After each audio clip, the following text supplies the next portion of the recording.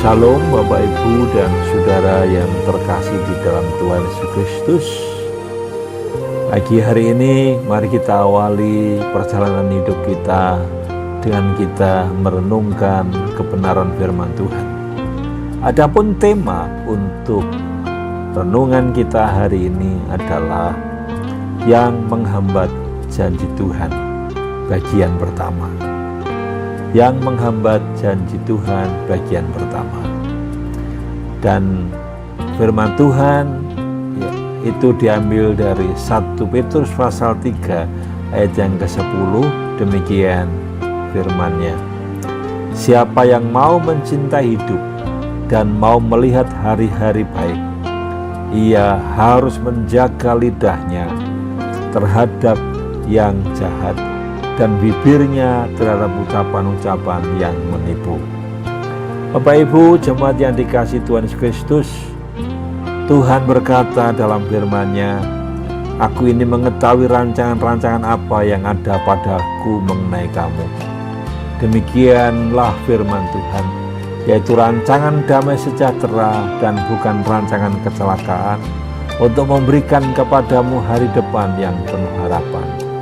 Yeremia 29 ayat yang ke-11.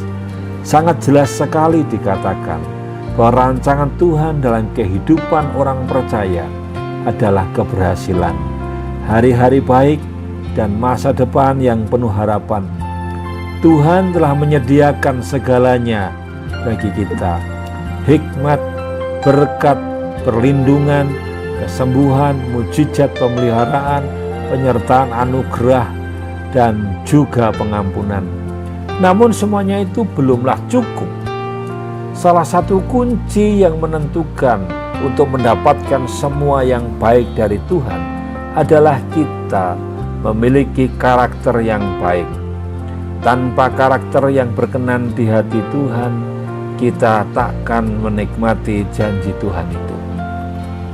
Maka itu dalam 1 Petrus pasal 3 ayat 12 dikatakan, sebab mata Tuhan tertuju kepada orang-orang benar dan telinganya kepada permohonan mereka yang minta tolong, tetapi wajah Tuhan menentang orang-orang yang berbuat jahat.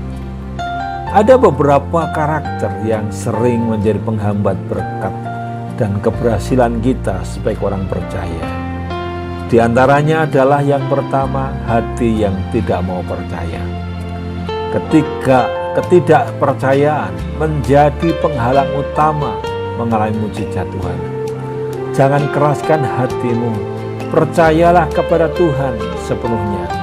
Tuhan Yesus berkata, "Katamu jika engkau dapat, tidak ada yang mustahil bagi orang yang percaya." Markus 9 ayat 23. Banyak orang Kristen yang baru mau percaya bila sudah melihat bukti. Tetapi mari kita belajar seperti Paulus, yang meski menghadapi banyak tantangan hidup, dia tetap percaya kepada Tuhan. Sehingga Paulus berkata dalam 2 Korintus 5 ayat yang ke-7, "Sebab hidup kami ini adalah hidup karena percaya, bukan karena melihat." Kemudian yang kedua, yang menjadi penghambat atau yang menjadikan kita tidak menerima janji Tuhan adalah karena kita tidak bisa menguasai diri. Penguasaan diri itu penting karena itu adalah salah satu buah-buah roh. Jika tidak memiliki penguasaan diri, kita seperti kota yang roboh temboknya. Amsal 25 ayat 28. Sehingga musuh, dalam hal ini iblis, akan mudah menyerang dan menjajah kita. Yang ketiga, karakter yang menjadikan kita tidak menikmati janji Tuhan atau menjadi penghalang dalam mendapatkan janji Tuhan. Yang ketiga adalah suka berbohong atau dusta. Berbohong berarti melawan kebenaran, dan orang yang dusta, bibirnya adalah kekejian bagi Tuhan. Amsal 12 ayat 22. Alkitab dengan jelas mengatakan bahwa iblis adalah pendusta dan bapa segala dusta. dari Yohanes pasal 8 ayat 44. Maka itu Bapak Ibu yang dikasihi Tuhan Yesus Kristus, mari kita melakukan kebenaran ini, hati kita harus percaya. Kemudian yang kedua, kita harus dapat menguasai diri. Dan yang ketiga, kita harus berkata jujur, karena itu adalah menjadikan syarat kita menerima janji Tuhan. Jangan sampai karena sikap dan karakter kita, janji Tuhan itu terhambat bagi kita.